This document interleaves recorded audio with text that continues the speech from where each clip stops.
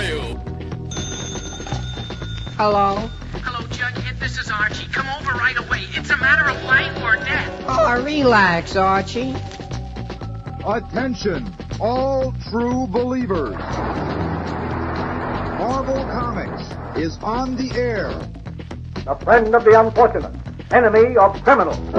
In reality, Dan Garrett, a rookie patrolman, loved by everyone but suspected by none of being the Blue Beetle. Boys and girls, your attention, please.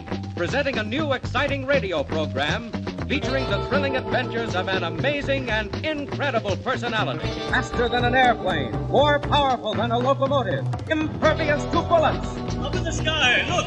It's a bird, it's a plane, it's Superman! 10, 9, 8, 7, 6, 5, 4, 3, 2, 1.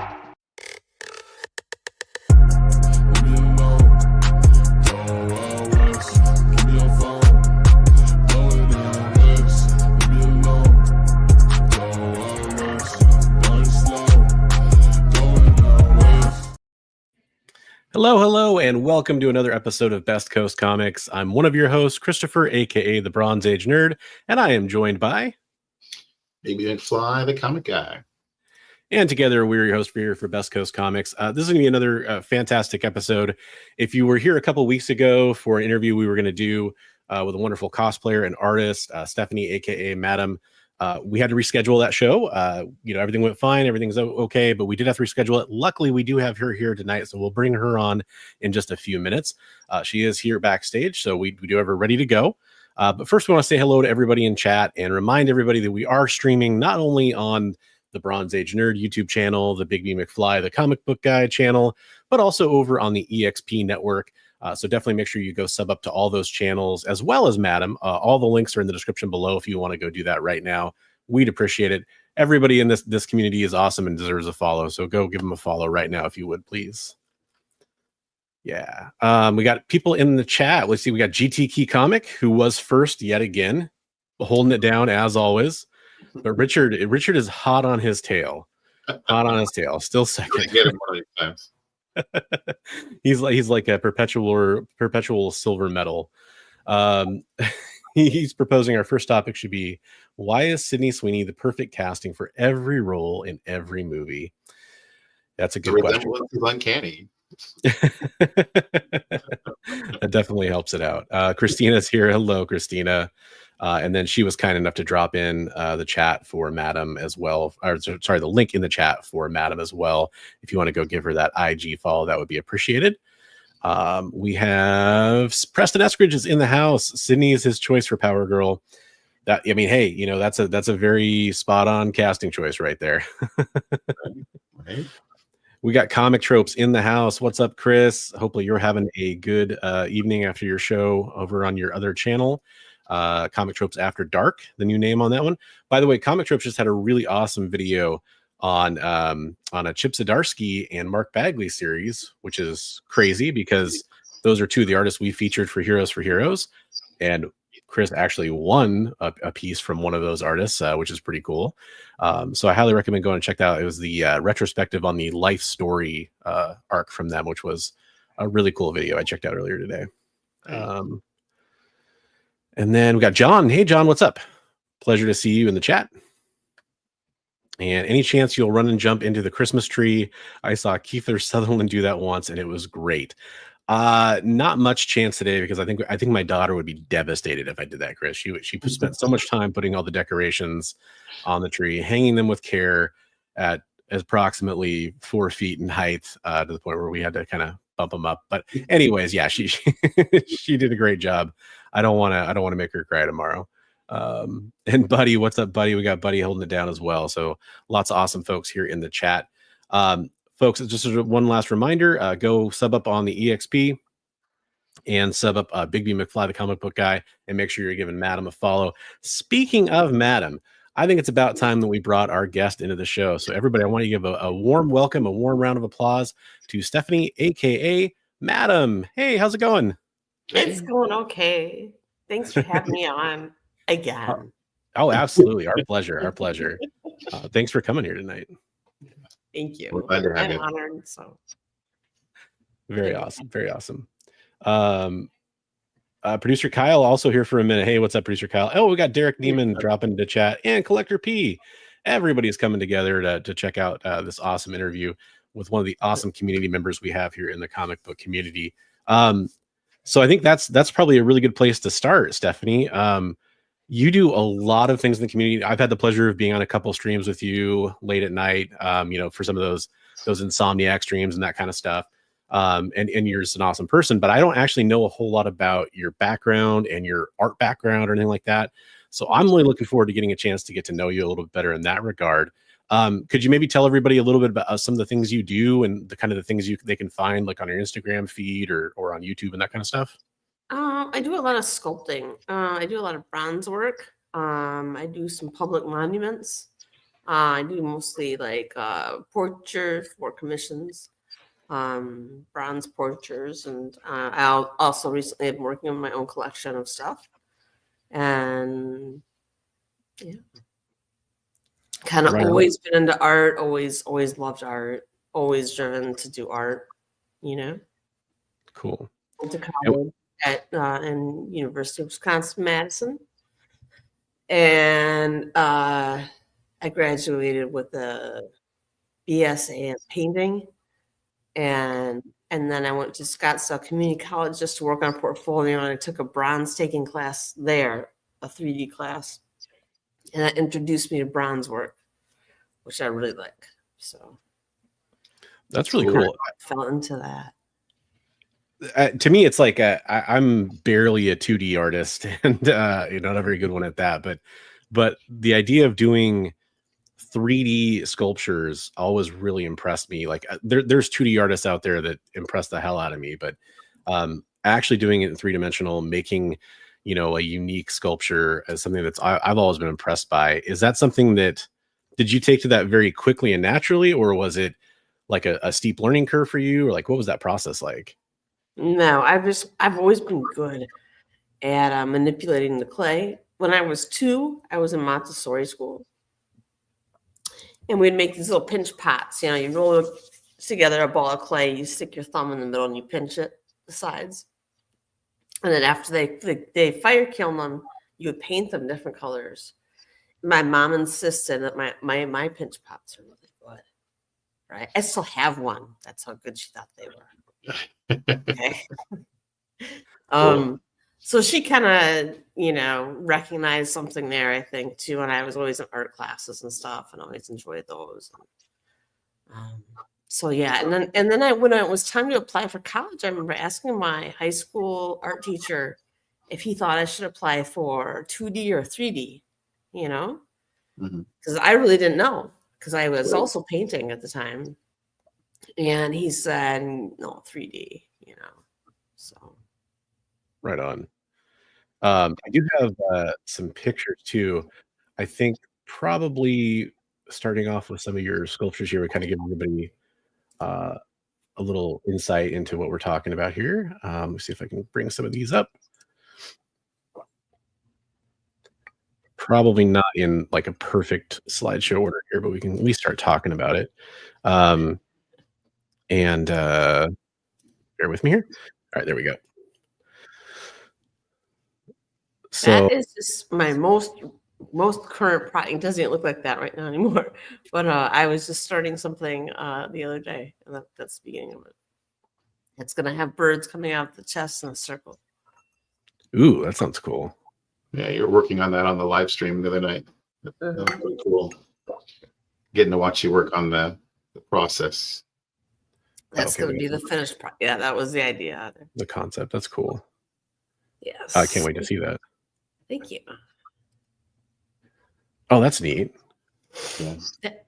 That was I was on Legion's Lair, and that idea was kind of brought up, and I went ahead and started sculpting it on Legion's Lair that morning, and did a lot of it on there.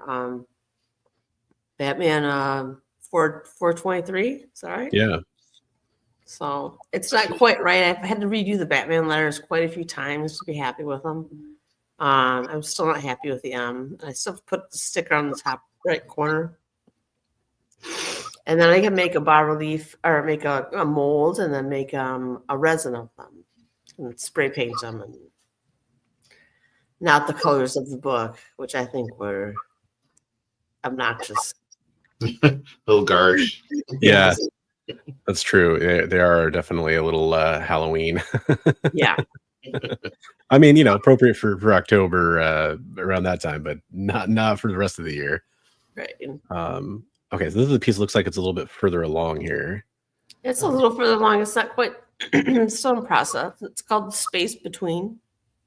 It's a man and a woman with a silhouette of a person between them. There's a vulture up there. And then I was planning on having a chain hanging down in the middle of the person of the void with like an anatomical heart and some grapes and maybe a kidney or something, or an ear. I don't know. That's cool. And Yeah, she's being washed by a big wave there, and he's on a bunch of rocks. He's going to be holding up the chain. Nice. Thank you. Got some love there in the chat. Thank you. Well deserved. Yeah. Like I said, these are probably not in the perfect order. They're just kind of in the order that Big B was pasting them into our private chat, but give you another angle on it here. That's fine. Yeah. That's a relatively new piece too. I just started. It's a woman, and she's in the tree, and she's the tree trunk, and there's a bunch of people up there that in the tree, a bunch of bodies that are distorted, and then I'm gonna, once I finish those, realizing those, then I will put in leaves and foliage to kind of cover them up. Okay. So you don't see them as obviously, and then I'll have a snake on the tree, of course, too. So going towards a process, like you had that sketch of the person with the birds coming out of their chest. Do you usually sketch things out first, or is it usually like just a mental picture that comes to you first, or how's that usually work? It's a mental picture first, and sometimes I'll sketch it out for fun, just to get the idea down, just to make sure it looks cool conceptually, I guess. Right. Yeah. Some of them I don't. This one is also in progress. I just started her as well. This is going to be a girl with birds flying out of her chest, with flying away with her hair. Nice. That's really cool. The figure isn't realized yet. I usually make them really chunky at first, and I kind of go down and take out their muscles and carve out their muscles. So. For sure. Yeah. Okay. That makes sense. I think I actually on our live stream, but I'll ask it again, where you pull your inspiration for a lot of your pieces and stuff. I would say I was raised Methodist. I went to Catholic school. I was always reading the Bible. So a lot of that imagery, I think, stuck with me. I love this one. This one's really cool. This is awesome. Thank you. This one's actually an analogy of the seasons. That's winter on top, represented by the angel. And then spring is the woman. And then summer is the next woman that she's holding. And then fall is represented by the guy on the bottom with antlers for fall. And he's holding up the whole flower there. Papa showing some love. Thanks for the super chat there, Papa. Thank you. I love seeing the process as you're putting more and more detail in the hair and the draping and all the different pieces. It's really cool. Thank you. Yeah, absolutely. Yeah, agreed, Bleeker. I've always been impressed whenever I've seen your stuff, and I think it's cool because I guess for me, you don't really see a lot of, or maybe it's just who I follow or my little bubble I'm in or whatever. I don't see a lot of sculpture stuff coming from our community, and so to see some of that is just really fun, really cool, and you have a lot of crossover with like comic books, especially in your cosplay and some of the art you've done and everything too, of course. But it's also just sort of a different type of art. I guess you could say some real ass art or something too, in a way. Not that comic books aren't real art, of course, but I'm going to use that term from now on. Real ass art. Real So, ass art. It just kind of, it kind of elevates it to a different level. It's really fun to see.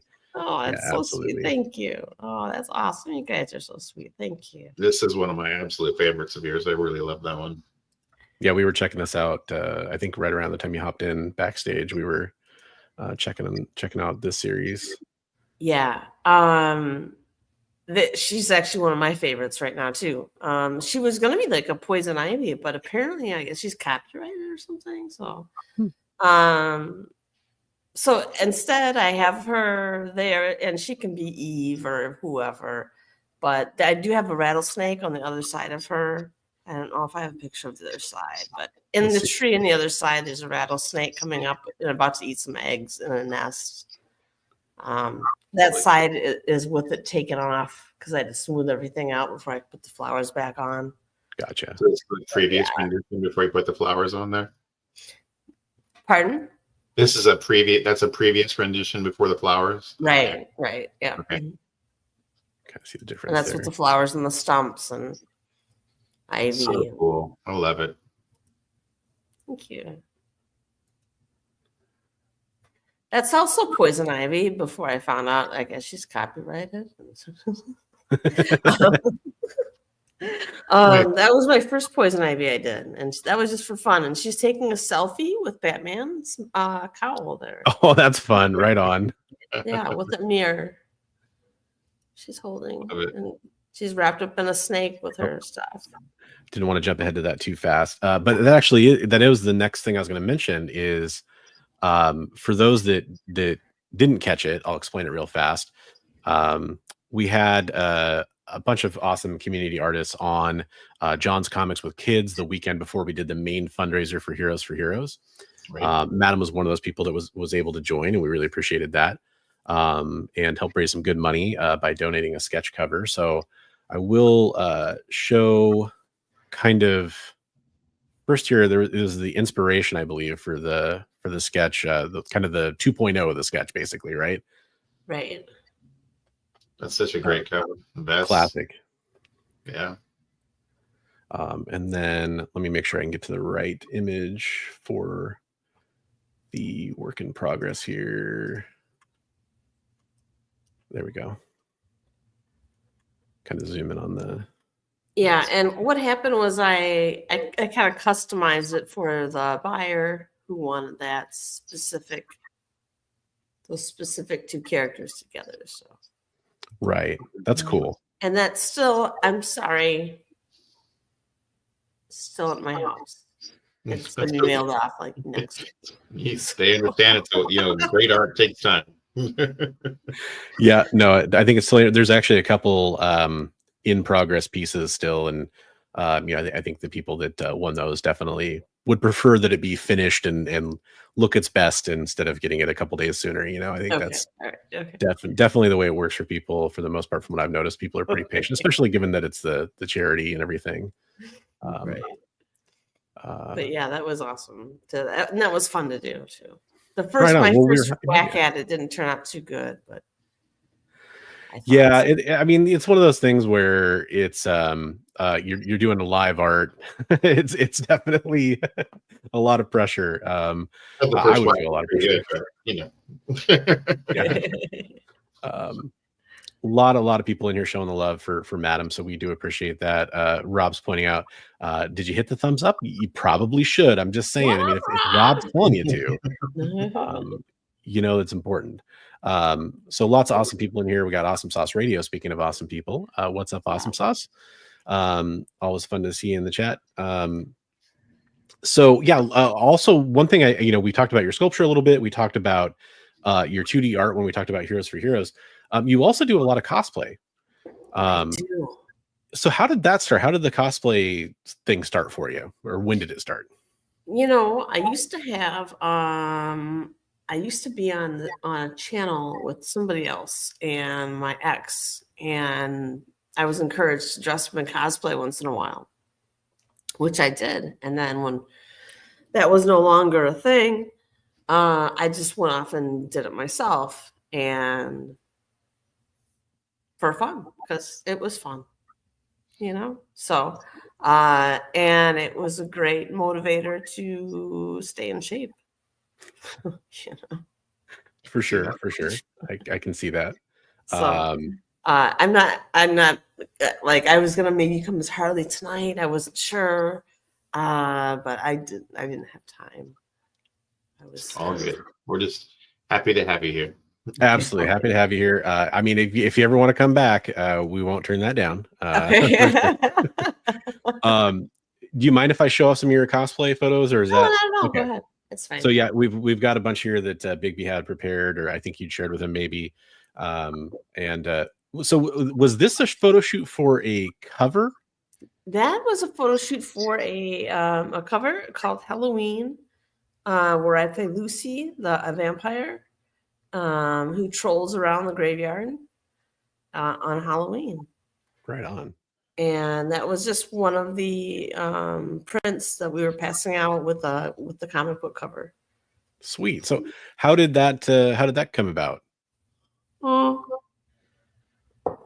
Somebody in the community knew somebody who needed a cosplayer, and they're like, I know a cosplayer. So they hooked me up with the person making the comic, and all of a sudden I'm on the cover of the comic, actually. So yeah. And so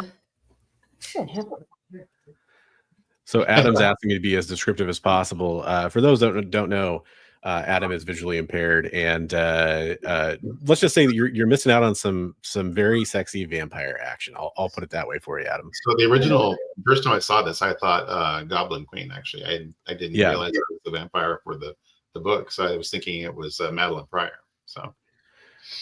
And for Kamikaze saying Vampirella vibes, there will be some Vampirella coming up here in this slideshow as well.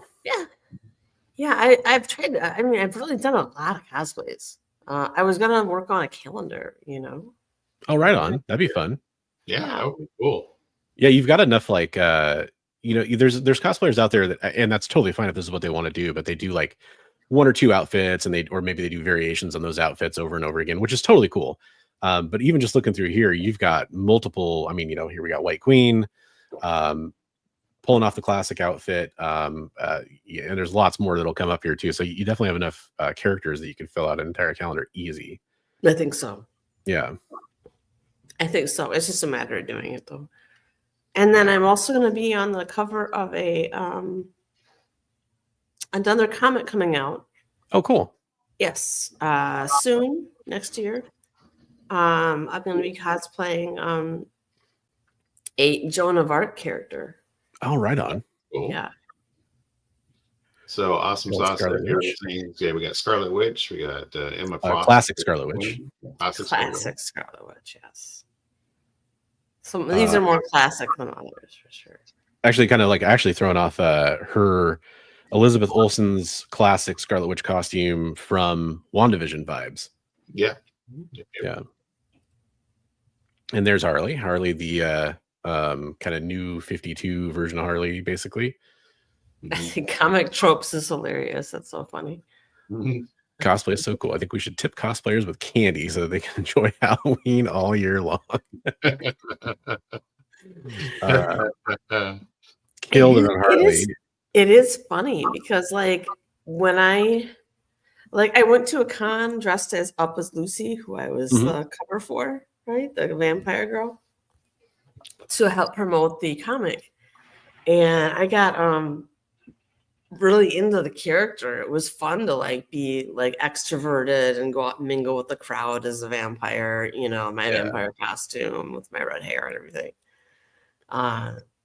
And so when I get in the cosplays, I kind of feel like a chameleon, I'm a little more extroverted. And then normally I think I'm personally an introvert and more socially, quiet, I would think. But so you can get into the costumes, really get into the character and really mingle with the crowd. Oh yeah. That's cool. Got to be like a fun experience to kind of cut loose. Cause I'm somebody who I'm generally pretty introverted in real life. On streams and stuff, I think I come across as a little more extroverted, but I mean, at cons or whatever, I'll be more extroverted, but it's the social experience. It's pulling it out. But in costume, I can only imagine it would be that much more. Right. You get a mask, you know. Yeah. It's fun. So I mentioned earlier we are streaming on the EXP. For those that don't know, the EXP, a big presence on the EXP is Nick Barucci, who is the head of Dynamite Comics. I formally want to start a petition that we should get Stephanie on a Red Sonja cover. For sure. There's a couple great covers, right? Yeah, they do the great cosplay covers. There's a couple amazing shots of Stephanie as Red Sonja. I don't know if they're in order. There's some great shots in here that you pull off the classic Red Sonja, the metal bikini, the whole thing. Definitely something I think we should make happen. Okay. Yeah. Sure. So in the chat, let's anytime those watching on the EXP, make sure anytime you're talking to Nick on the chat, we try to petition to get Stephanie in there as a cosplay cover. That'd be awesome. That'd be dope. Vampirella, Red Sonja. I mean, you could pull off the gamut of their main female stars for sure. Sure. Great Psylocke. Yeah, awesome Psylocke. Very cool. Did I send you the Psylocke where I go really fast? Yeah, I think it's in here. Is it in there? Yeah, I'll pull it up here at the end. Oh, here's. I had accidentally done that. Oh, it was like a. That was cool. Time. It was great because I didn't mean to do it. I was just like doing all those moves, and then all of a sudden I looked at it and I was like, "Wow, that's really fast." Oh, you're getting a cosplay request for Kitty Pryde. Kitty Pryde. I've heard of that before. I've heard of Kitty Pryde before. I haven't done her yet though. That'd be fun. Comic Tropes has a good comment too. Cosplay involves costuming, makeup, acting. Is it all fun? Is one element your favorite? Great question. No, I love it all. I've always loved acting too, like in high school, and I was always in drama and stuff, and love that. Yeah, that's cool. And the makeup, there we go. There's the Halloween cover right there. There's the comic. Yeah. Sorry. Very cool. So can people still pick that up? The Halloween book? Yeah, I believe so. I still have some copies. Yes. Nice. Very cool.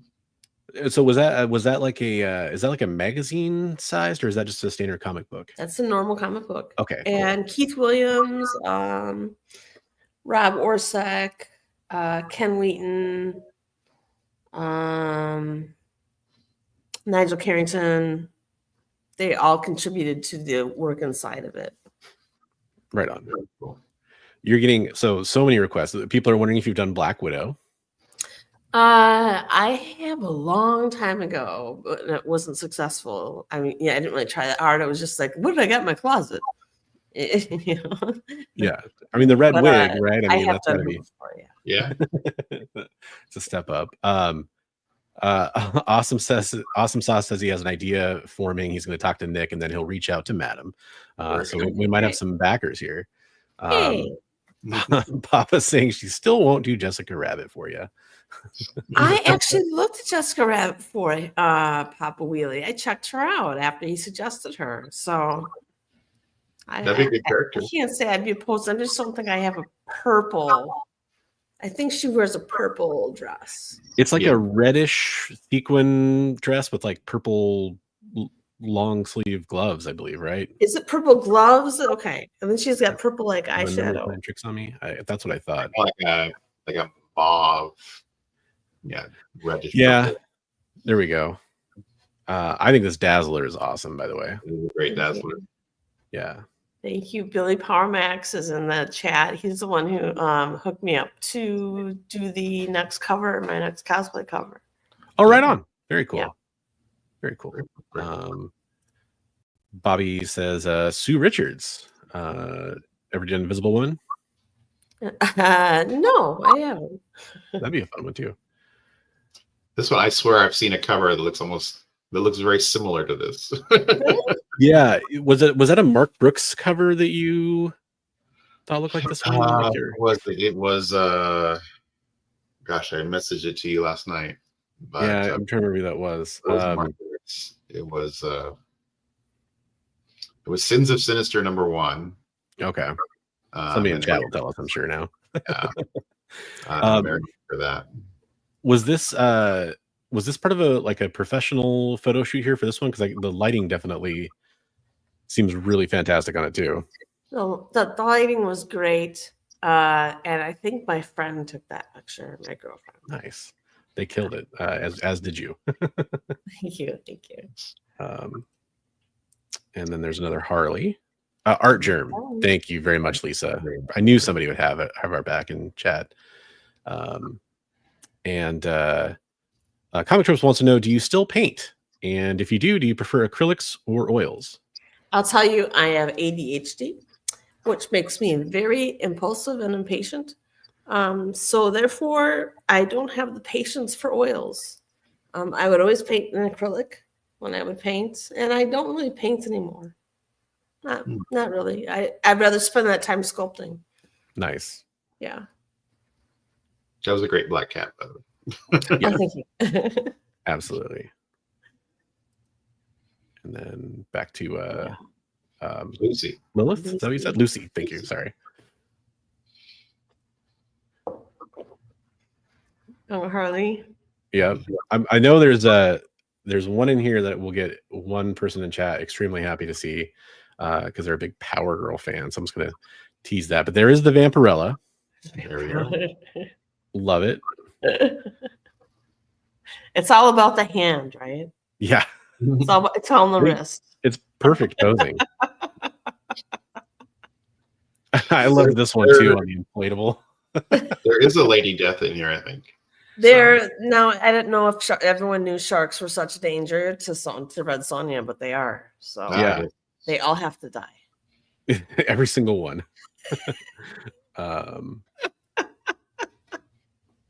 And then Poison Ivy. Right on.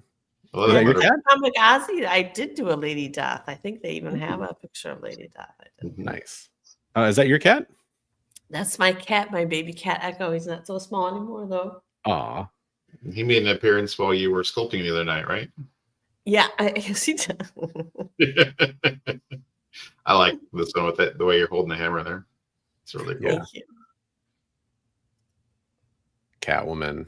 That's great. Nice. Safe. I love it. Yeah, perfect. I really imagine doing her like at night and like in the city with like some seedy lights, like crossing the crosswalk, you know? Yeah. Like maybe walking two dogs or something. With her whip. I don't know. That would be cool. Like the Beatles cover, except at night, you know? That just like describes like a Frank Cho cover to me, basically. Like that's not the Lady Death one, right? That one's Lady Death. Yes. Nice. And Lady Death is notorious for wearing like no clothes, so that's why it's such a great close-up. It's nicely cropped. Sorry, folks. To buy the risque cover for that one. Yeah, exactly. That's great. Yeah, and then I love the Satana. Thank you. This was on the thumbnail. I thought this was just a great shot. It was kind of showing some personality there too, which I really liked. Well, I have a story behind this one. Oh yeah. I went to go interview my LCS, one of my workers at the LCS about stuff at the LCS and what was selling. And afterward, my friend came with me, and my photographer friend, my girlfriend, and afterwards we decided to stop and get something to eat. And so as I was walking, she parked the car, so I started walking to the building, and some guy stops, turns his car around, whips over to a parking spot, jumps out of his car, runs over to me, and is like, "Can I get a picture?" Yeah. And then right then my friend, of course, was walking up, and he's like, "Could you take a picture of us?" And she's like, "Yes, I can." I love it. But it kind of made me feel like a celebrity. It was kind of fun. So that's very cool. Yeah, very cool. Well, you get all dressed up, you deserve to be photographed. So. There you go, Preston. That one's definitely made it in the slideshow just for you, buddy. And a lot of other people, but who's that one huge for? Power Girl fan. Very cool. I love the flag. That's a nice touch there too. Thank you. Very, very nice. Because you have so many costumes, it's great. Yeah. It's we have a lot more cosplay pictures than sculpture pictures, but I did want to make sure we showed off. There's just so much great stuff in here. Thank you. But that said, speaking of pick and choose when I was making the highlight reel to show off for the episode. So we've shown off some sculpture, we've shown off some cosplay. Do you have any way set up for people to support your art? Like, is there a way that you recommend they do that for people in the chat that want to, request commissions or that kind of stuff? Please DM me if you would like a commission. There we go. Do And you do talk about cosplay commissions as well for like that kind of stuff too? Or because I know a lot of people were like, hey, do you do this character? Is that something you've ever done, like cosplay photo shoot commissions or something like that? No, but I don't think I would be opposed to do that, Yeah. That's basically what I'm doing anyway for fun. So. Absolutely. It's always for my free time, so. Might as well get paid for it, right? 100%. Yeah. So we saw some of your pieces that were in progress. And I am kind of just curious, like, do you have any like aspirations of things you want to do coming up for art, like any besides just specific sculptures? Like, do you have any like new media you want to try or anything like that, or any type of like sized pieces, like you want to do like life-size pieces or anything like that? That's all I usually do. Besides those pieces, I sent a lot of photos. I don't know if you got them or not, of public works I've done. I didn't get any public works ones, so I just got the smaller ones. Did you get any public works ones, Bronchi? I didn't. I just have the stuff that Big B sent to me. Okay. I must have missed that, but I have like life-size bronze statues of historical figures that are out in parks and stuff. I have one in front of the Phoenix Capitol of Frances Ward Mons. She was a suffragette leader for Arizona. Okay. And she that was dedicated this year. The Secretary of State came and spoke, and I got to speak at the dedication, and that's cool. Yeah, that was my most prestigious placement, and that was put in Wesley Bowen Plaza, which is right across the street from the Capitol in Phoenix. Cool. And then I have another one, an EOD bomb suit guy who's 7 foot tall in bronze, and he's holding a flag, and that's at Eglin Air Force Base, and he's all in bronze. There's a few. I don't know the technical term for it when it's just a head. Is it still a bust? Yes. Okay, I see a few of those on your IG. I can kind of show that real fast. Yeah, you can. I think the public statues might be on my IG too. Okay, you can kind of guide me here as yeah. So I show this off real fast too. But I noticed they had this one popped up first. Yeah, that was a commission. That was one of 3 lawyers who wanted to be memorialized outside of City Hall in Beaumont, Texas. Cool. Very, very nice work there. Yeah. Great. Like. Yeah. And there's a bunch more down here too. That's him in bronze. So that's the same piece in bronze after it's. Yes, it does take a long time to make something in a bronze. Kamikaze. It takes. I give myself 2 months to sculpt something from pictures or from life. I prefer to do it from life if you can, but most often the person has passed away, so I'm usually using a handful of pictures and kind of filling in the pieces where I can. So I give myself 2 months to sculpt it, and then it takes like 6 to 8 weeks at the foundry, depending on how backed up they are, for them to make it into bronze for me, which is a whole long process called the lost wax method. All those are life size. She was telling me about the process, like of going from the clay to the wax to the bronze. It was quite in depth. I feel sorry when people ask sometimes. It's like, you don't want to you really don't want to know. No, here's a little bit more of that piece we were looking at earlier. And that piece that's a sketch. For this one. That sketch was from college, and okay. I hadn't made that piece until recently. So that's how long like figures and ideas will stay with me, you know. Very cool. Yeah. Oh, if you go down to and there's I also do pen and ink drawings too. One. There's pen and ink drawings, and then there's that one. One's the dedication of the Francis Ward Munn's one across from the state capitol. Wow, that's cool. I did in bronze. That She's is life sized. Cool. Yeah. Oh, that's incredible. Thank you. Okay, I'm very glad we went to your feed, because if we hadn't shown us some of this stuff, we would have been doing you a great disservice. Let's see if there's another one down there too. I think you can see. Oh, here's the Psylocke. I can just show it here, right? Yeah, you can probably show it. Love it. It totally looks like it was done on purpose too, because I feel like I've seen that kind of stuff. I know, right?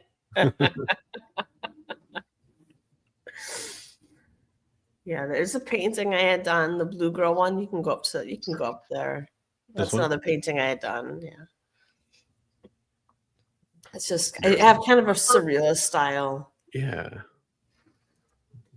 Definitely. I paint off dreams and stuff like that. And you do a lot of your cosplay stuff is you do like handcrafting a lot of that stuff too, right? Pieces for your I cosplay? try to. But I usually end up buying most of my stuff. Look at this handsome gentleman. Who's that guy? Rob probably already God, did. to see one handsome guy, huh? He's missing his moment to shine here. I did go to art school. Ozzy. I went to the University of Madison. There she is at the foundry when she was finished. The whole piece, even the bronze pieces that she's standing on is bronze, the pedestal. Wow. So how much does something like that weigh? Like, is that just like a ton, literally, or 700 pounds? Okay. Wow. Yeah. I do a lot of military people. I've done a lot of military people pro bono too. Oh, right on. A lot of people who've passed away. That's very cool. I'm sure a lot of people really appreciate that. Yeah. Some of my drawings. Is there more I should be looking for down here? Or, okay. Yes. There you go. Okay. Get that one. That's the 7-foot tall bronze EOD memorial statue, and that's there to represent soldiers who came back with invisible wounds. And it stands as in a remembrance garden next to the EOD memorial there, where people put up the names every year of those who have passed away. Oh, wow. All the branches. So. Wow. What up, Izzy? Thank you. And that's Francis there in clay in my living room. Okay. It's kind of cool going back and seeing kind of how some of that came together. Yeah. Was that hard too? And then if you go on that drawing in the middle, this one? The drawing up there. No, not that one. One above it? Third one. Yeah, that one.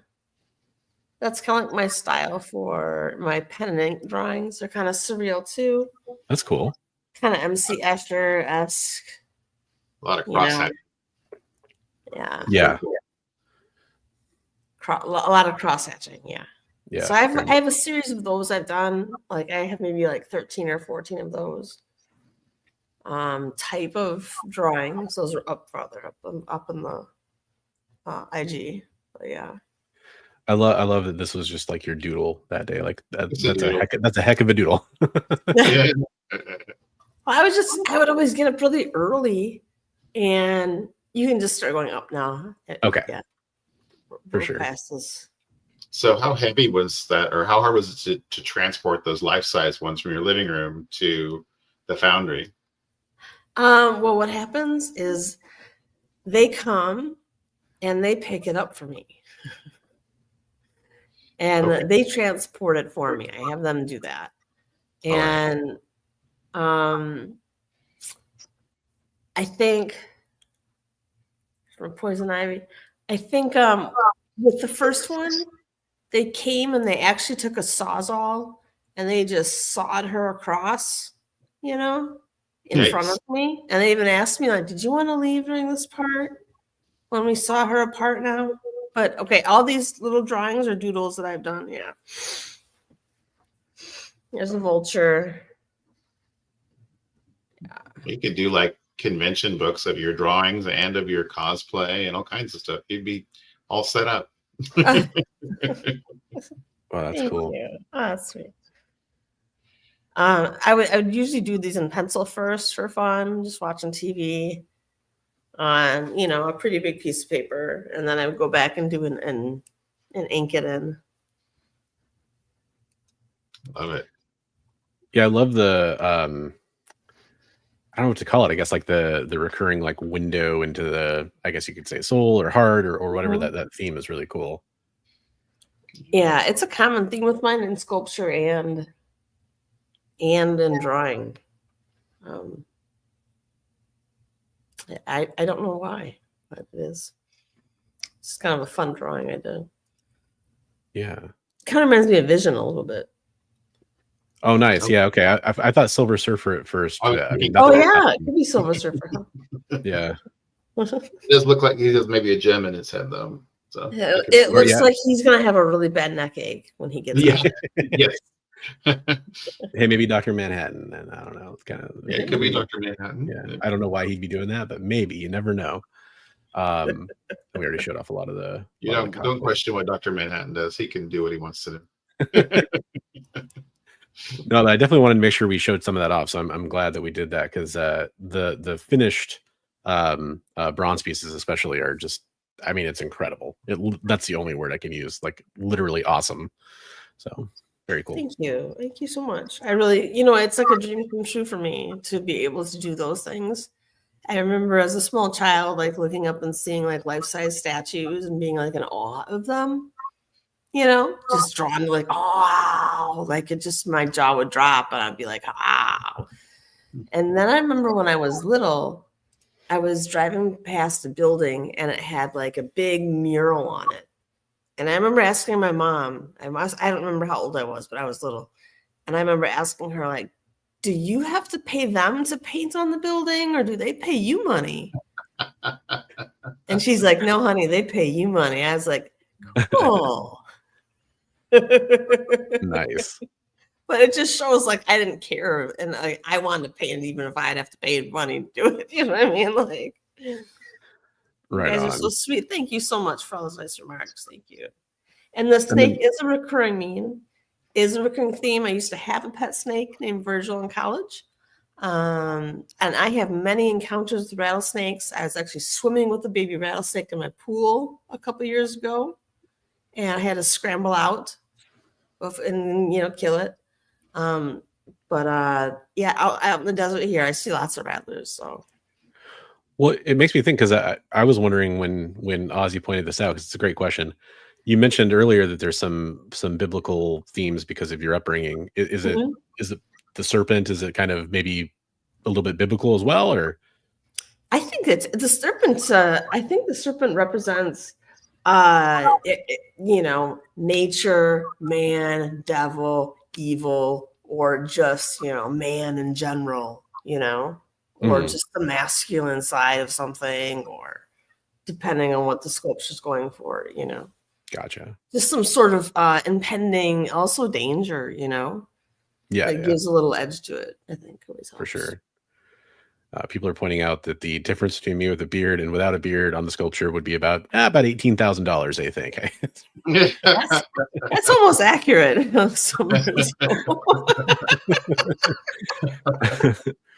So if somebody wants to commission a budget piece, I'll shave for them. If they want to do the full-on piece, I'll leave it. Like I actually did my ex's grandpa. And he had this great beard, right? It was a picture of him. He's the one who looks like Moses or whatever. He's real dark. And I said, oh, I'm going to come sculpt you. And he was like, all right. And so when I came back to Florida to sculpt him, that's him. He had trimmed his beard up, right? And I got there and I was like, what's up, Grandpa? He's like, what? And I was like, what's up with your beard? He's like, well, I trimmed it for you. It was like, well, I wanted to do it all cool. You know? Right. I wanted the beard. So I actually ended up doing it closely shaved, how that one was. And I actually did another one where I took wax and I made his beard bigger and fuller and more like abstract. Oh, nice. So there's actually two of those. That'd be cool. Yeah. So is there anything that's like, you're clearly very talented at this, but is there anything that like you find the most challenging? Like, are eyes the most challenging? Is it facial hair? Is it, like what kind of stuff is usually the hardest part? Lips. Okay. Yep. Okay. And God forbid somebody wants me a smile with teeth, just say no. Because then I find myself sculpting each tooth like a dentist, Like I'm an orthodontist, like I'm making teeth, like each tooth is special and unique to a person, and this is going to create their smile is specific, and you know what I mean, like just close their mouth, and nobody looks good with brown teeth. So yeah, that makes. I guess you don't really see it that often now that I think about it. That must be a really good reason why. Yeah, I remember they had Ronald Reagan's bust. He insisted he have a smile. So for his bust, I believe he has teeth showing. Oh, okay. Comic scope is funny, yes. So appropriate being a mod with that comment. Yeah. Oh my God, Chris. Oh, Chris, you're gonna get me in trouble. No, see. So much great cosplay, so much great art. I am literally in awe is the best way to put it. From especially the sculptures, it's just incredible getting to see some of those finished pieces and just the artistic style you're bringing to like the 3D sculptures we were looking at in the beginning and some of the works you have in progress and kind of like those drawings you were doing come to life basically were very cool. So I really appreciate you sharing that with the community. Thank you so much. Well, thank you for giving me a platform to show it on. I would say probably 5 years ago, I wouldn't be comfortable showing off my artwork and stuff, And so I really feel I'm at a place now where I can, not be as hypercritical of my own stuff and feel like, oh, maybe other people want to see this stuff too, Right. So, clearly they do. So hopefully that helps, kind of boost that up. Cause I know that's a real deal for so many artists out there, even artists that I think a lot of people think of as being, oh, hey, they're professionals and yeah, but they still have their own things that they feel self-conscious about. And they still, want that. Everybody wants to be told, hey, great work, good job. It's important. It is so important. Affirmation is, and validation is so important for artists. And it's like I feel like I should have a sign like we'll work for compliments,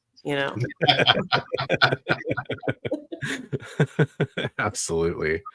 No, that's fantastic. Yeah, I mean your work it's amazing, it's impressive. Folks, if you are watching us live, make sure you hit that thumbs up and all that fun stuff, but also the description and the live chat both have links to Madam's Instagram feed, so you can go follow Stephanie and check out all of her amazing artwork and all different kinds of media that she does artwork in. So definitely go follow that, and you can also catch Stephanie on random streams that pop up, like this guy here, and all kinds of stuff. Insomniac, yeah. Legion's Lair, Bleeker's Church with Bleeker. Yep. Oh yeah, on Sundays, absolutely. Insomniacs, you don't get to know when they're scheduled; it's always random. But and I'm you can always go to church on during Insomniac. So if I'm ever on Insomniac, it's because I've woken up early. Absolutely. But folks, go give Stephanie a follow. And hey, we really appreciate you coming by tonight and sharing this with us. And it's just gorgeous work. So we really appreciate it. Thank you so much. Well, thank you so much. It was so great hanging out with you guys, and thanks so much for all the kind words and attention, and for highlighting my stuff. Thank you so much. And I did have a quick question. Yeah, absolutely. Go ahead, man. So if people in our chat, part of our shows, we try to encourage people to broaden their horizons, try new things for art and stuff. If somebody wants to try a lot of the things that you're doing, like sculpting or thing, what words of advice do you have? What advice do I have? Mm-hmm. You just got to keep doing it. Okay. You can't just stop Mm-hmm. and be like, I suck. You know what I mean? Like, you just got to keep doing it. It's got to be in your soul. You got to want to do it. First of all, it's got to be something you want to emote. It's a language, I believe. Art and sculpture, painting, I believe it's a language. You're saying something with it. And it's people who are poetic and stuff, and they want to say stuff. They want to emote. They want some stuff to say. So cool. I would say just don't ever stop. Just keep doing it. So we try to encourage people. So there you go, everybody. She's encouraging you to not give up. Try it. Jump in with both feet and just keep doing it. Yeah. Just do whatever and do whatever medium you like. Because it took me a long time to find my medium that I love. And all the other mediums, I was like, the acrylic, it dries too fast. And like the wet clay, it's too temperamental. Like you have to cover it, it cracks, it dries, and then you have to make it and kiln it. And once I found this like oil-based clay that never cracks, never moves, only if you touch it doesn't move, and it stays just like perfect. Once I found that medium, I was just like, I was so happy.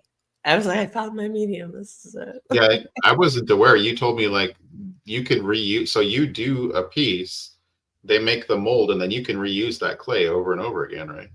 That's right. That's really cool. Wow. That's right. Because it's a kind of expensive. Like for a box of clay, I think it's probably almost $200. I think it was. Wow. Yeah. And it's like how many pound block of that? This is like actually this here. Let me see if I can see it. It's 50 pounds of clay. Wow. Yeah. Okay. Dang. You're whipping that around one-handedly. I don't think the clay's in.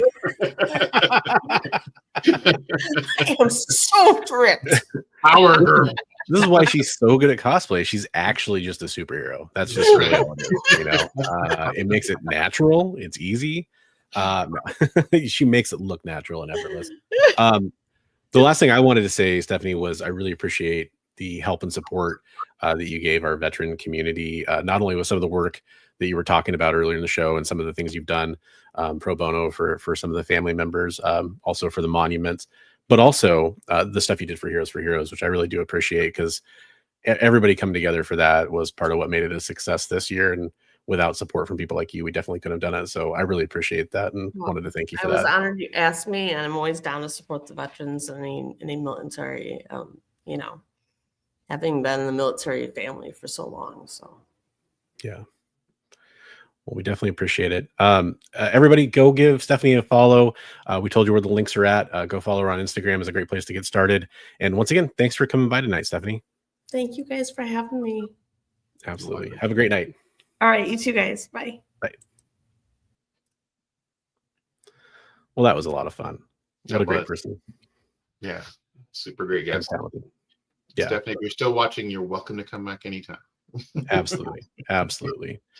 And speaking of people that I know, a few people, Awesome Sauce and looks like Tate probably had to take off. We do appreciate those that, I know we're streaming pretty late at night. I know some of you are night owls, but at the same time, I know it's pretty late for most people. We always appreciate you watching on the rewind. So we definitely appreciate that as well. We do have more show coming up. We are going to talk about the news from the comic book week, if you will. Some interesting stories that definitely happened. Before I do that, I do want to take a second. I mentioned earlier that we are streaming on the EXP. Just want to take a second to plug some of the shows they have coming out tomorrow on the EXP. The first one that you definitely need to check out is Minute to Skim It. That premieres at 7, or goes live at 7 Eastern, 6 Central, 4 Pacific. Basically, it's a capsule review for all the comic books coming out for New Comic Book Day, or at least a lot of the comic books coming out for New Comic Book Day. 3 hosts. You got Jen, you got Jay, who's our producer here on this show, and Kyle go over comic books. They kind of split them up and give you their kind of quick, 30-second or a minute review on those books and whether or not you should keep reading it, which I really appreciate. Another show that I just want to mention really quickly because of the time we're at, I'll mention 2 of them. Mint Hunter also has a live claim sale tomorrow at 8 Eastern, 7 Central, 5 Pacific. Mint Hunter is really well-known community member. Definitely go follow him for all kinds of claim sales. He's got tons and tons of books. He's always buying collections, always bringing all kinds of fun stuff to his claim sales. So I highly recommend checking that out as well. Cool. Yes, I could tell Comic Tropes is just salivating for the news.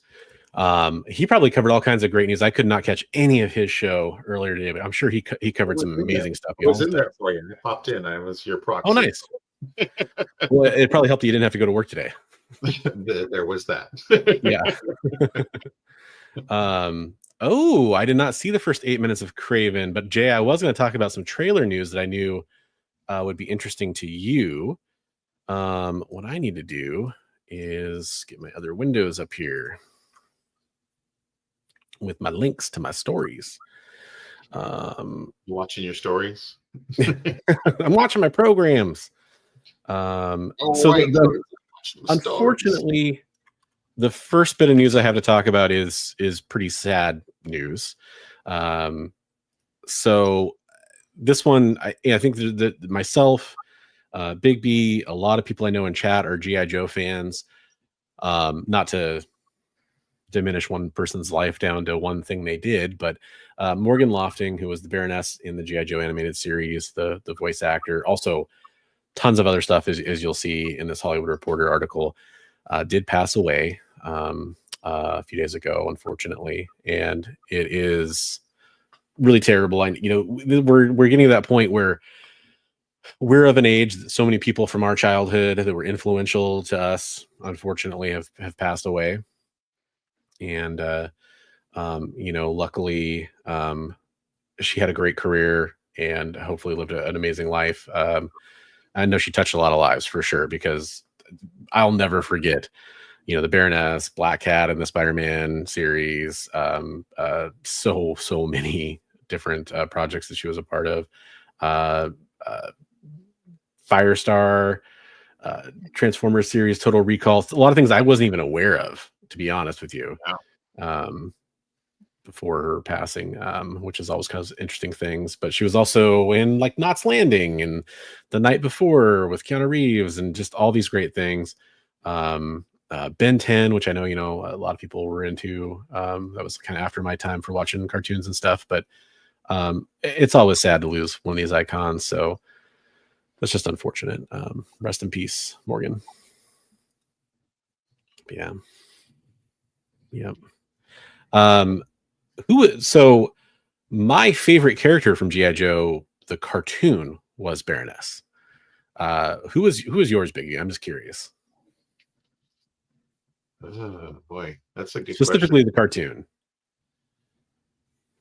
I mean, the easy out is Snake Eyes, right? But I mean, you mean like speaking part? Doesn't have to be a speaking part. And the funny thing is with Snake Eyes, and I've said this before, it's crazy for how popular Snake Eyes was, how kind of little he appears in the cartoon, all things considered.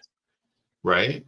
I mean, you'd think he'd be like front and center every episode, but like they focused on some weird, like Roadblock was like in almost every episode, like rhyming like crazy.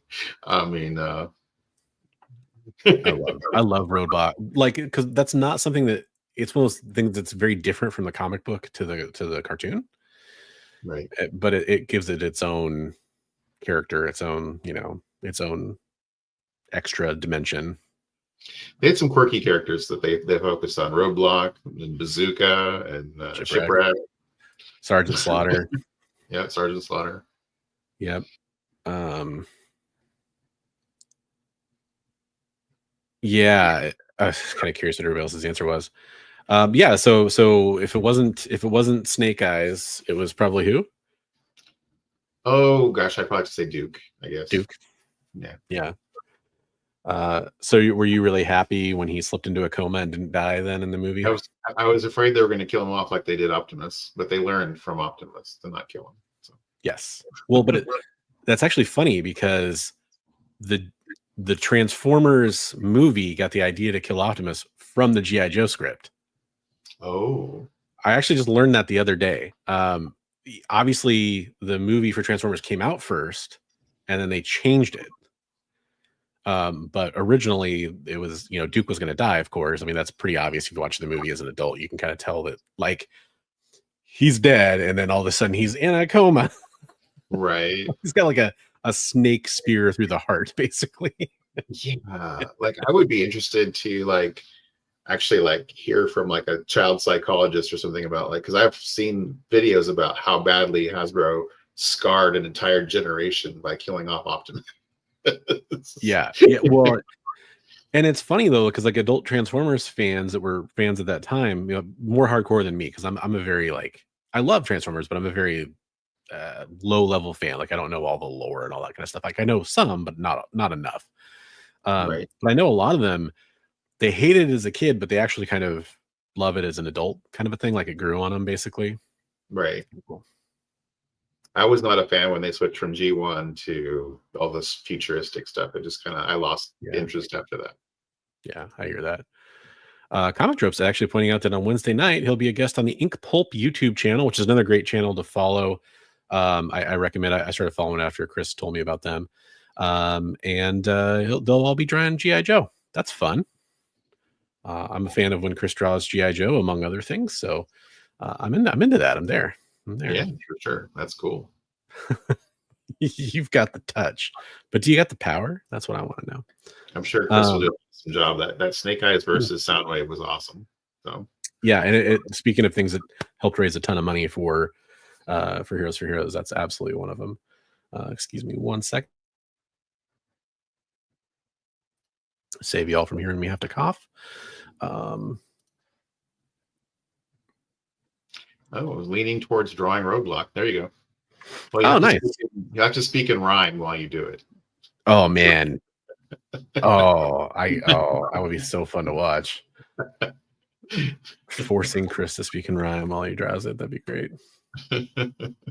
I'll be honest, a few of these articles that I'm about to pull up, I actually added them today because I wasn't sure how much time we were going to spend with our guest. But I saw some news articles come up. This one, so yeah, I haven't read through this entire article. I kind of just skimmed it, but I hate when they give Wolverine gimmicks. Right.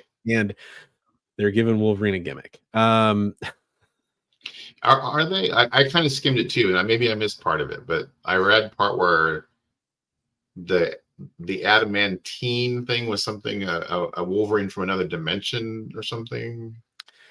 So are she doing it with our Wolverine? I thought it was with our Wolverine. And again, I just skimmed this, so I apologize in advance.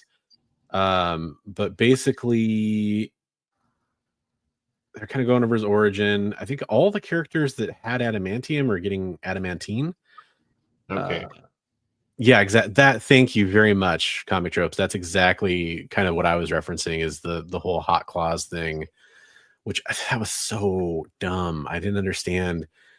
Wolverine doesn't need extra powers or abilities. Wolverine doesn't need to be able to fly. Wolverine doesn't look. I'm gonna get on a soapbox for a second, folks.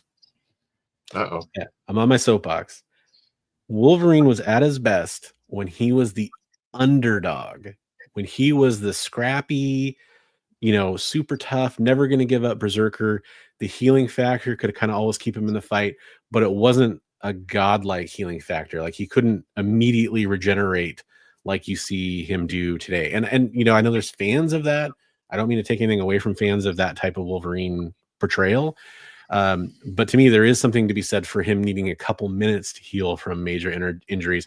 And honestly, early on in the Byrne and Claremont stuff, it was days before he could heal a broken bone or something like that, right? At least hours. There'd be the next issue, he'd still be talking about recovering from an injury or whatever.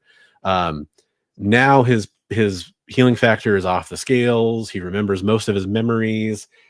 You've taken away most of the mystique of Wolverine, pun intended, as another mutant character. And so anytime you give Wolverine extra abilities, he's already got the heightened senses, and he can be an excellent tracker, the healing factor, even having claws was tough enough as somebody with a healing factor, but now he's got adamantium laced bones and claws, and obviously he has for a very long time. So he's basically unbreakable, unkillable. I mean, he's like Deadpool with an adamantium skeleton and Wolverine claws, obviously, right? You don't need to give him anything else. Stop it. Stop it. Stupid. Yeah, speaking of upgrades, have you finished the Blood Hunt stuff yet? No, the whole last week because of the holiday and trying to deal with some stuff on the final bits of Heroes for Heroes shipping and trying to get stuff figured out. I have just not been reading any comic books at all. I read a little bit of, what did I read? Like Transformers or another image book, another Skybound image book. I can't remember what I read. That's literally all I did. But anyways, this is just pissing me off as I read this. But got a Constrictor with the adamantine. I read that part. Yeah. Means trouble for Wolverine. So it looked like on the cover that that one he has the gold claws, but the other cover he doesn't have the gold claws. So I don't know. Weapon X changed Wolverine's life forever. They bonded his claws, the skeleton, unbreakable metal adamantium. This is worse. Who or what is the adamantine? Which they say earlier, isn't that what Hercules' club is made out of? Right. Yeah. They were saying something about they're trying to purge the world of adamantine, but it looks like maybe he's fighting against, because look, he scrolled down, it was him and Nightcrawler, and he still had the silver claws. I just wanted to highlight that part. That's the Hercules' mace is made out of adamantine. So the picture down there with him and Nightcrawler charging forward, he still has silver claws, and everybody else the gold adamantine. So I don't know. Maybe the adamantine is like infectious or something. I don't know. But it's magical. Yeah. It's magical too. So maybe it's like some kind of curse thing. I don't know. I'm pooping all over this, and maybe it's going to be amazing. It could be good. Who knows? Look, I'm the first person to admit that some gimmicks can be fun, but it's just I just feel like Wolverine's the character we don't need to mess around with. This Lobos cover is fantastic though. That's great. Yeah. Kind of negative space and was that force perspective or whatever. That's pretty cool. Yeah, force perspective, absolutely. Yeah. So that's the question, that picture. Like, do you go for, are you the steak knives or are you the rounded claws? That's kind of the rounded claws, right? Yeah, it's kind of changed. I used to be a steak knives guy 24/7. And like if I draw Wolverine, I still draw steak knives. But as I get older, I think the rounded make more sense, because if they're supposed to be coated bone claws, steak knives don't make any sense. Right. Now if you go, there's like kind of almost like a head cannon or whatever some people go with, I think, or a fanon, I guess is the right word for it, that the adamantium replaced the bone claws, like they just ripped out the bone claws and added the adamantium steak knives. I don't know. I know that like the movie kind of does a combination, right? Like it's almost like an angular version of the rounded claws. Right. That's a pretty nice compromise. Yeah, I think the rounded is encased in the wedge shape of the steak knife at the top. Yeah. So I think that is really good. How about a Hulk with adamantium claws? No. We're not doing Weapon H. We don't talk about Weapon H here. That's still around though, right? Yeah, he is. And I say that as a joke. I will say this much. I read the Weapon H stuff because I hadn't read it. I just knew about the character. It really wasn't that bad. It's pointless, but it wasn't bad. Right. Like I expected it to be like laughably bad. It was just kind of dumb. But I had some friends who read it and they enjoyed it. So I don't know. Yeah. He's kind of a character that doesn't really need to exist. But that's around the time that there was like the what were they? The Wendigo Wolverines or whatever running around, and there was a bunch of really silly stuff happening, and there's a lot of dumb stuff happening. Marvel. There's a lot of dumb stuff happening.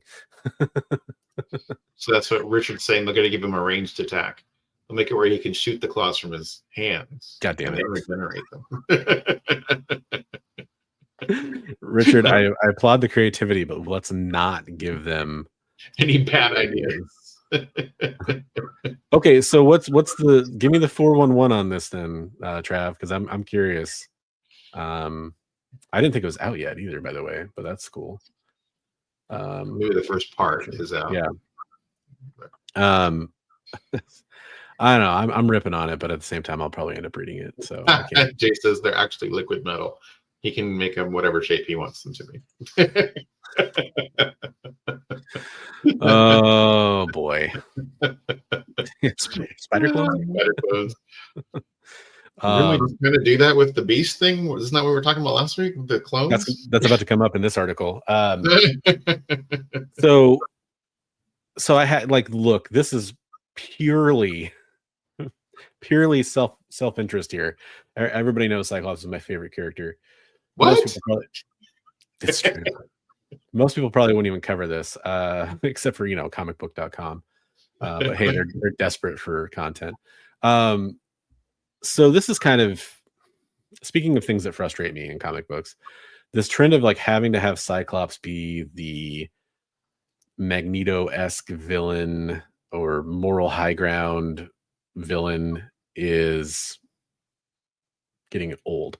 So there's going to be kind of a Civil War-esque thing going on. How many times can I use the term esque in one news story here? Let's find out.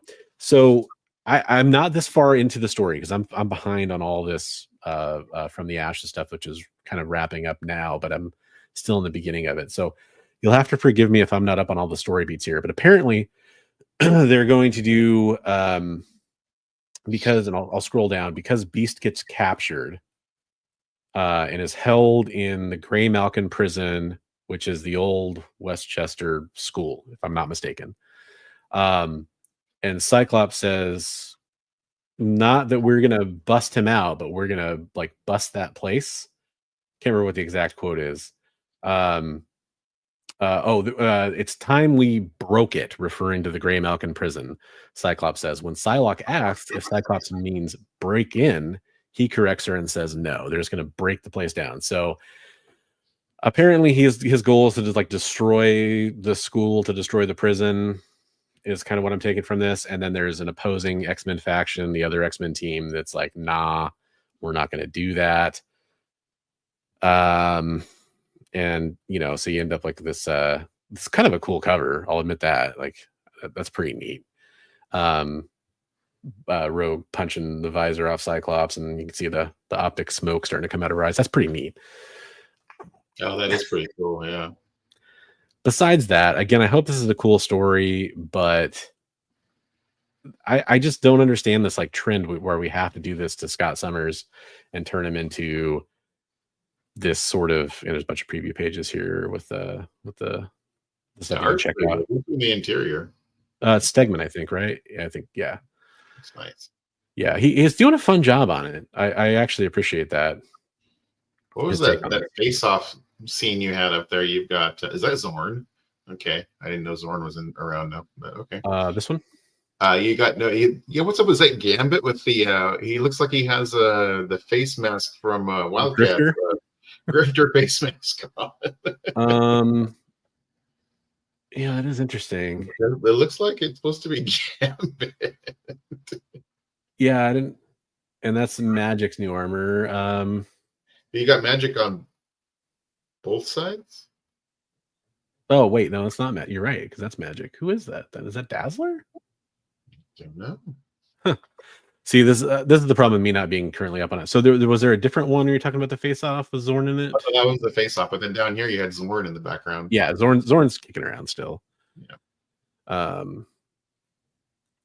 But yeah, it's I'll give it a fair shake when I actually read it. It's just, to me, this is kind of becoming one of those story beats that ever since Phoenix 5 and him killing Xavier, fresh off the effects of the Phoenix Force, taking him over, but he's the bad guy, and then Utopia and being all mutants first, and then Cyclops was right, and all this kind of stuff. It's just kind of, it's getting old to me. I think it's kind of like they're trying to find a way for them to make the X-Men always be on the outs with the authority, with the they're not always seen as good guys. Yeah, I mean, like we were just talking about with Beast. I mean, that's what they did with Beast's character. I mean, they've done it with Gambit when he was revealed to be the one that was working for Mr. Sinister during the Morlock Massacre. Yeah, but those are like Wolverine when he became Death for Apocalypse. I mean, there's been multiple versions of that, of course, but it just feels like they're just dragging us out with Cyclops. And I feel like, as a Cyclops fan, it felt like the X-Men Fox movies drug Cyclops through the mud, and people already weren't super in love with Cyclops. I get that. And then they just wanted to, like the writers that came on the X-Men titles after that just wanted to like continue to bury him, right? Like, Joss Whedon doing the whole thing where he was having the psychic affair kind of with White Queen, and even though it gets complicated, but it just makes him look scummier and scuzzier, and like he's not able to be faithful, and now all this stuff's part of his character now. It's something that a new writer coming on the title would have to deal with. I think they're trying to get away from that Boy Scout persona though that he always had, where he was always the moral high ground. So they're trying to show him more as a human, flawed character rather than that Boy Scout that was always like, oh no, we always have to do what would Xavier do? It's like, which is fine, but the problem is they're doing it by making it seem like he's taking the moral high ground for his new cause or his new version of Xavier's dream.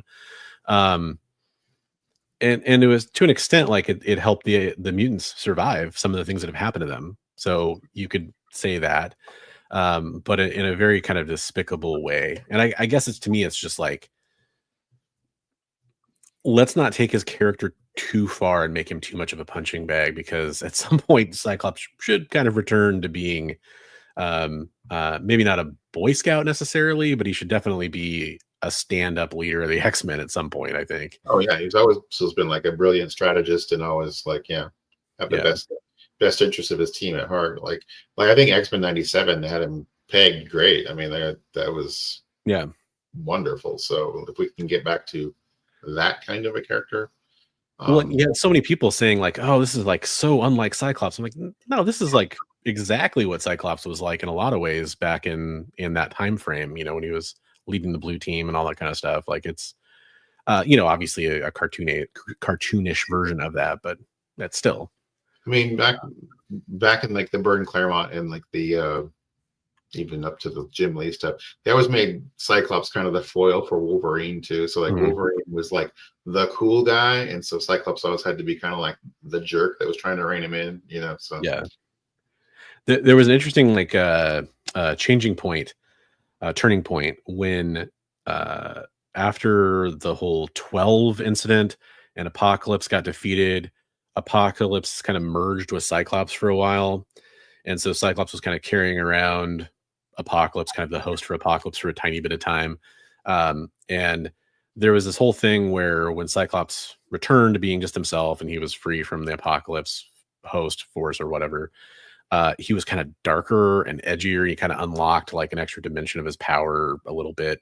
And like there's this scene where like Wolverine and Cyclops are like infiltrating a tunnel, and they're trying to sneak in through some sewers, and there's like a bunch of bad guys, and Wolverine's like, crap, we're outnumbered. There's like 100 of them or something like that. And Cyclops is like, well, you take the 10 on the left and I'll take the 90 on the right or something. And like it's kind of like, and Wolverine's just kind of like, damn, Summers, like what happened to you? Or I'm probably misremembering that a little bit, but they kind of like leveled up his character a little bit and made it so, and it was around that time I think that there's the Ultimate X-Men issue where obviously it's a different universe, but Cyclops like blasts the hell out of Wolverine and like leaves him for dead in the snow, even though Wolverine's going to recover from his healing factor and everything. But stuff like that would happen. They definitely wanted to play up that fighting angle. Yeah, no, I mean, I think it's cool to like flesh out a character, but like you said, you don't want to take them too far from their core. Yeah, 100%. So moving on to the next story, because it's probably way more Cyclops conversation than most people want to hear about. Let's get to something kind of seasonal here. You tune into this channel, you're going to hear some Cyclops talk. It's basically a segment. If there's a Cyclops related news story, the odds of me covering it are pretty high. Just like Santa Claus. I always love holiday crossover stuff, especially Christmas stuff. Halloween stuff's pretty good too. I didn't read the whole Silent Night thing that happened last year, but it's kind of making a return in DC. So this is Batman Santa Claus Silent Night Returns, #1. Finds the heroes of the world fighting back against a living suit of armor known only as the Silent Night, whose sword can reduce ordinary human beings to husks with little more than a touch. So basically, Damien's going to team up with Santa Claus, which is pretty cool. And they make allusions in that same paragraph to Santa Claus taking the field of battle. That'd be awesome, because there's a Dresden Files book where Santa Claus basically gets unleashed, and you find out he's like, I don't know if you've ever heard of like the Wild Hunt, but he's like part of the Wild Hunt because he's a fey creature. And so he's like just a like unstoppable force because of how many people believe in Santa Claus. He has like a lot of power because of that. And he's just like kicking ass and taking names as Kris Kringle. I would love to see that in a comic book. That'd be badass. That'd be something like that would be really sweet. I don't know if we're going to see that in here, but I'm hoping we get something like that. Yeah, no, that would be really cool. So Santa Claus, Batman Santa Claus, Silent Night Returns, #1. I need to go back and read the original Silent Night stuff. People seem to like it. I don't know if it was just because it was seasonal or if it was just a good story. But I remember people liking it. And since it's coming back, I definitely want to check out what's going on. And Jeff Parker's writing this. He's local too, which is really cool. JR Talk Show says, what are some impressive Batman prep time feats? Oh, that's a good question. Was it that original, or not original, one of the Justice League runs that I read when I was in like my high school days? There was that whole, it was after the Bwahaha Justice League, the second iteration, but there was the whole, I think it was the Tower of Babel storyline, where it was basically Ra's al Ghul got into the computer. Batman had a way to defeat everyone in the Justice League already mapped out, and used all these terrible things against everyone. It's kind of like the Xavier protocols in X-Men, like where he had the way to defeat every mutant basically in his computer. Professor X did. It probably came after that, I think, though. But they were nightmarishly terrible ways to defeat the Justice League people, but they worked. I think they adapted that too into one of the cartoons, I want to say. But that's a good one. I've brought it up on this show several times, but he fights a predator in Batman versus Predator. After kind of a rematch, he fights pretty well. The time Batman beat Galactus in that versus crossover by short circuiting his helmet. There you go. Good answer. There's kind of a slow burn one, and like how he was always kind of like what you were just talking about, Big B, where he was always ready to fight Superman if he needed to, and he had preparations for that, set aside. That's kind of a good one. Batman in Final Crisis had an incredible prep time fee. Oh, that's true. Okay, that's a good one. I'm having a hard time like pulling a lot from. That's always, I know on Reddit that's a huge thing. Is there was a Versus subreddit, I can't remember, I think maybe it was just called Versus or something, where people would always be like, here's this character and argue in the comments about who would win. And boy, that was a insufferable subreddit. But there's always, Batman with prep time. Whatever, the proper amount of prep time. Yeah, it was always the answer, it seemed like. It closed Galactus's eye visors, so he tripped. Silver Surfer's surfboard went in front of his feet, and he just like tripped over it. It was like an Alvin and the Chipmunks cartoon or something. It's a great I question. saw an animated thing where they had it was I don't even know what it was from, but they had Ghost Rider used his penance stare on Galactus, and that was pretty badass. That's pretty sweet. I think that's cool. It's like look upon all of the lives that you've snuffed out in the universe, and I was just like, The penance stare is like extremely underrated and underutilized, I think, for what it could do. Kind of like a Man Thing has kind of a similar where you can burn anybody that feels fear. That's pretty cool too.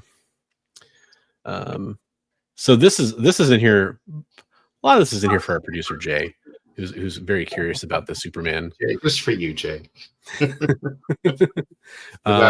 Cyclops, we got to have Superman. Yeah, it's just goes hand in hand. No, this is actually something that's kind of been in the community. There's been a lot of kind of questions about when the Superman trailer will drop. And recently, this is actually, so I just cut right to the chase because there were several articles out there that came out over the last couple of days saying that DC executives were really unhappy with the Superman trailer. And they kind of like demanded reshoots or edits of it. The rumors are, like any of these movie rumors, they're kind of not necessarily great on sources, but some of them do turn out to be true. So it's kind of hard to say that they're just making stuff up, but it is rumors. Cut to the chase, though. This article from Bleeding Cool by Ray Fluke actually mentions how James Gunn responded to this. So he was asked, it looks like this is probably from Twitter or X or whatever. Oh, Threads. This is from Threads. I'm really excited for this. This is somebody, adding James Gunn. I'm really excited for the Superman trailer. From everything I've heard, there is enormous pressure internally from inside Warner Brothers for the trailer to be received well. Apparently, the studio asked for multiple different cuts of the trailer to find the best version.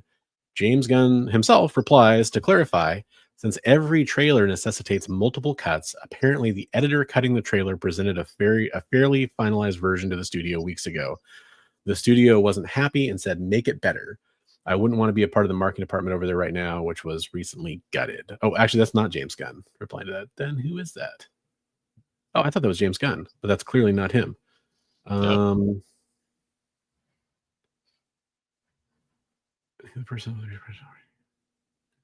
I may have misread this. Okay, well, then is this his quote? Well, sort of. Okay, so this is James's reply. My bad. Well, sort of. When he says studio, that's solely me, as the only studio involved in cutting or anything to do with the trailer is DC Studios, i.e. me and Peter, which is Peter Safran, and I'm the creatively demanding one. Gunn shared, reaffirming that he and Safran have the final say in DC Studios matters. This is the exact same rigorous process I've gone through, cutting every Guardians trailer, pushing the marketing folks as hard as I can, cutting and recutting until I think we have something worthy of the film itself. All that said, my notes are a lot more specific than make it better, he added. So, well, that's good. Yeah. So it's always kind of funny to hear those things coming straight from the proverbial horse's mouth. So sorry if I misread that a little bit, but yeah, I thought it was the inlay reply, but it was the below reply. Tropes mentioning the Black Canary. I saw his review of that on his show. It looks really good. Black Canary, best of the best. Is an awesome comic scene. Oh, right on. Like a pay-per-view where she's fighting Lady Shiva. Whoa. And you're flashing forward and back in time, watching her training with the best fighters in the DCU. And the art looked really good. And he was pointing out some of the little idiosyncrasies that the artist had put in there. Like there's a point where Black Canary's mom is teaching her to fight and she shoulder tosses her, and then she looks like she's like just doing her hair, but later on it's revealed she has cancer and she's wearing a wig, so she's actually adjusting the wig and stuff. This is really nice touches and stuff and everything in there, but it looked pretty interesting. And he said at the beginning it looks like she's agreed to take a dive possibly, so there's some interesting weird, storyline, but it looks really good. This guy makes good videos too, by the way. Let's just point that out. This is great. He's a cough right now, so I hope you're getting better, Chris. Oh, okay. Yeah, well, yeah, hopefully he's feeling better. I know that's kind of going around. Right. Which is the season. The season for that, yeah. I did want to point that, speaking of James Gunn and the DC stuff, so that was kind of the the slightly more negative article with a positive spin on it. This is the more positive thing. This is the first official new DCU project, Creature Commandos. Now look, as much as I'm about to point this out, this Movie Web article talks about how it has a perfect Rotten Tomatoes score. I'm also going to say that I think Rotten Tomatoes scores are weighted too heavily by some people. Like I'll just say that. Yeah. But that said, it's going to be featuring a perfect score here for Creature Commandos, which I'm excited for. Yeah, no, I think that's really great. Yeah, it's kind of cool that there's going to be a cohesive universe, which makes me happy that we're going to see animated video game and movie projects and comic books, and in some extent I think kind of all sharing the same universe. So yeah, that's a good I think that's a sensible approach, Jay. Let's put it that way. Very sensible. So last thing I want to talk about in terms of other shows coming up on the EXP, I do want to mention that tomorrow night we have one more great show in addition to Minute to Skim It and Mint Hunter that has a claim sale. Rounding out the night, you have Kicking It with Henri. Henri Compton is a fantastic comic book creator and a comic book seller. 10 Eastern, 9 Central, or 7 Pacific. You can catch his show live on the EXP. If you're not subscribed to the EXP, there is a link in the description below, so you can go over there and get subbed up. We definitely want to increase their sub numbers over there so more people can check out the amazing content like those shows I just talked about. While you're down there, you can subscribe to Big Me McFly, the comic book guy. His link in the description is below as well. Definitely another creator I want you to subscribe to check out all of his awesome content. And I recommend following all those people. And our guest earlier today was Madam, aka Stephanie. Her link is for her Instagram is down there as well. Go give her a follow if you want to check out some amazing artwork and sculpture and cosplay and all kinds of fun stuff. Absolutely. Yeah. Round out 6 away, 1,600 now. You're 6 away? 6 away. Oof, boy, I wonder if we can get closer tonight. If you're watching on the rewind, just in case, because a lot of the diehards that are still watching probably already subbed to you, is my guess. Probably. But if you're watching on the rewind, go sub up Big B McFly. Dude, consider it a personal favor to me, and guess what? You're not going to be disappointed. So I want to pull up there. You had a couple of pieces of art you wanted to show off that I want to pull up. I was and I have one from Bleak, but I didn't get it over to you, so maybe next week. But okay, cool. Yeah, next week I think we're going to try to make a push to have some legit community artwork. So if you're watching live or on the rewind and you have a piece that you recently finished or a piece you haven't shared with us yet, if you're watching this, you're part of the community, definitely send over that artwork and we would love to feature it on our show. For sure. Absolutely. So I think first I'll show off this one, which I thought we already showed this off, but I don't mind showing off because it's awesome. And that's this one here. Oh, I didn't send that over to you today. But that it was included in the dump of stuff. Oh, was it? I'm sorry. Yeah. But it's awesome, so I don't mind showing it off again. Where are her pants? Every time I look at it in real, they flag it for inappropriate. Oh, do they? Yeah. Yeah. If it was colored, it would probably help with that, I guess. But yeah. The infamous pants. The infamous pants. Yeah, that one's going. Travis is going to be doing color and ink on that. So, but I think this is the one you wanted to show, right? Yeah, that was from the live stream the other night with Madam Blaster, Bleak, Trab from Comics Limited. So Bleecker Street Comics.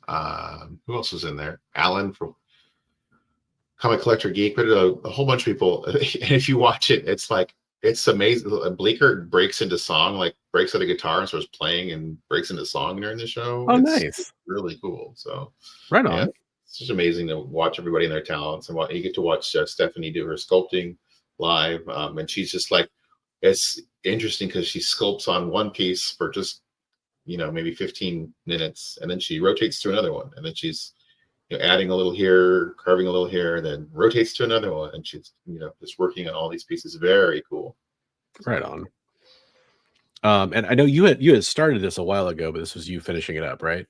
I'm still working on it. It's not Okay. finished. You can see on the right hand side that the skull pile isn't done yet, and the planets and gotcha. stuff aren't done up in the sky yet, but it's getting there. Okay. And then so this is kind of the ship from Futurama and Bender. Kind of, yeah. It was the theme was golden age tropes. So we had like space, good girls, and robots and Nazi zombies on my artwork. I love it. Are those Nombies? Zombies, exactly. Figure drawing it. And all the girlies say Bigby's pretty fly for a white guy. Love it. Love it. Good job, man. No, thanks. Coming along. Very cool. Very cool. Was there another one that I missed? Because I'm worried I grabbed the wrong stuff. No, we had some previous art that had been from other people for. Yeah, I didn't have any of it ready to go for this, but I had to kind of compile it.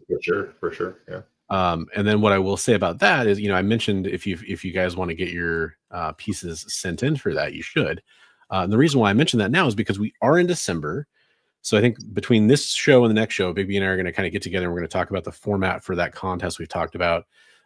Basically, my goal was to put up at least one piece, pretty much our favorite piece that we're going to decide on from anybody who's submitted. And then kind of do like a voting thing, like either on IG or maybe on my community tab on YouTube or something like that, and have people vote for finalists. And we'll kind of have the community decide who the winner and runner up are or whatever. Yeah, that would be cool. Yeah. And so you still have time. You still have time to submit to that. It's kind of the short and skinny of it. So send that in. Oh, go ahead. Oh, I was going to say, send that into Bigby or send that into myself. You can contact us through any of our social medias. You can post it yourself and tag it, that kind of stuff too. Just make sure you get it to us and we'll feature it on the show. For sure. Cool. What else you got going on? The push for the membership thing for the giveaways is up. So yeah, actually one of my friends had an issue that he was in, and then he's had an issue with his credit card. So we have one less person in. So it's like, I think there's like 3 people right now in the drawing. So this is gonna be a drawing you're going to want to be a part of, people. The odds are really good. There's a video on his channel where you can check out some of what can be involved in that, and I highly recommend checking that out, so you can see what you might want to be the 4th person to get a chance to win. There's a video on Instagram and a video on my channel. Just as important channel update, I think. Yeah, very cool. Yeah, things like that are weird. Like I just popped over just to check, and I lost a subscriber during the stream. So yeah, things are weird, Like I don't know. Yeah, it's like YouTube's strange. Sign up. Okay, unsubscribe. Screw that guy. He's so that's something about my favorite character. So that's why I always want to remind people, hey, make sure you are subscribed to any of the places we're streaming tonight, like the EXP, like Bigby's channel. If you want to subscribe over on my channel, you can as well. But we really do, recommend checking out all that great content, because if you're here watching, you probably like cool comic book content on YouTube, and we like featuring cool comic book content creators like Madam, like Comic Tropes, other people we've had on like Swaggle House, and other people we will have on in the future too. So if you ever want us to have those people on, or if you ever want to suggest topics for us to talk about, definitely hit us up. We'd love to talk to you guys about all that stuff. Because we're going to do better talking about something we know you guys want to hear about. So we actually would love to hear that. Jay says, by the way, Jay, you should subscribe to the Hydra Asylum YouTube channel. It's the channel he helps run. I just had a 6-hour plus stream on Saturday with Triple B and Ed, and gained a sub, lost it with a stream ended. Oh, that's terrible. That's terrible. So we could do a whole episode, Richard, of just the characters that Sydney Sweeney is perfect to play. That one snuck out of me. Sorry, I meant to get my cough button. This is totally unrelated. Not totally unrelated. I did just see So Sydney Sweeney played Julia Carpenter in Madam Web, and Julia Carpenter is getting a Lego minifigure in a Spider-Man set that's coming out this next year, which is pretty cool. Not a Madam Web set, but it's just just straight up Julia Carpenter from the comic books. I like collecting like cool comic book minifigures. So that's what I just happen to have. But I've got, let's see, I got Storm there too. Wolvie's next to her. Mohawk Storm, no less. But anyway, I learned that she's like your least favorite X-Men. Yeah, which again, it's like the whole bad sex and bad pizza thing, right? Like even when it's bad, it's still good. No, true for X-Men too. I like your reasoning on that. It was interesting. So yeah, but yeah, that's kind of what we have going on for this week. So I'm working on shipping out the last few items. Oh, that's actually, I'm sure no one's watching at this point, but there's one thing I wanted to mention. Reminder. What's their names here? I got two people. So Comics Embraced and Fanboy Prime. They're the two people that I have not heard anything about from shipping for Heroes for Heroes stuff. Now, maybe both of those people tried to reach out through some channel, and I didn't hear from them. So if you know Fanboy Prime or Comics Embrace, just let them know I don't have their shipping information. And if they tried to get it to me, have them reach out at the Bronze Age Nerd, all one word, at gmail.com. The Bronze Age Nerd at gmail.com. I would love to be able to get you your stuff. I'm down to like the final 10 items or so that need to go out. Because I know Big B and Comics Limited just sent out a huge box of a lot of the remaining items, or 2 boxes, I should say, of a lot of the remaining items. So I need to double check their payment, Richard, and I need to try to see if, because I know Christina said that she knew Fanboy Prime, I believe, and I found somebody on Comics by the name Comics Embraced on IG, but they didn't respond to my DMs. So it's frustrating. Box for John Stout from Travis Radio. Yes, John. Big B is holding your stuff, and I'll have it. And next time we're in person, we'll connect. Yeah, 10 items left to go out. That's not including stuff that was being sent from other people, and it's not including stuff that I'm holding for people for when I see them in person. Because a few people we were able to do that, which saves on shipping, and we're not risking sending original items off through the mail, which is always dicey. But yeah, those last 10 people or last 10 items worth of stuff. I'm trying to get some sturdier packaging because I don't want to send out flimsy cardboard packaging, basically. So in the next day or two, I hope to have that stuff wrapped up, and by the end of this week, everything should be out. So that'll be awesome because I can move on to some other stuff. Right. All right. And with that said, I think that's about it for our show. So we will be back next week with all kinds of Sydney Sweeney talk, and it'll be fantastic. There'll be more Cyclops. We'll talk about CGC having its next scandal, which I'm sure is going to break any day now. All those things that you know and love for checking out on Best Coast Comics. One last time, just as a quick reminder, make sure you go follow Big B McFly, the comic book guy. Make sure you go and follow the EXP, and I'm also on there as well in the description. Thank you so much for being a part of the show. Thank you to our guest earlier in the show, which was Madam, aka Stephanie. Really awesome to have her on and talk about her artwork. We hope everybody has a great and happy holiday season coming up here, and be safe, and we'll catch you all in the next one. Have a great night, everybody.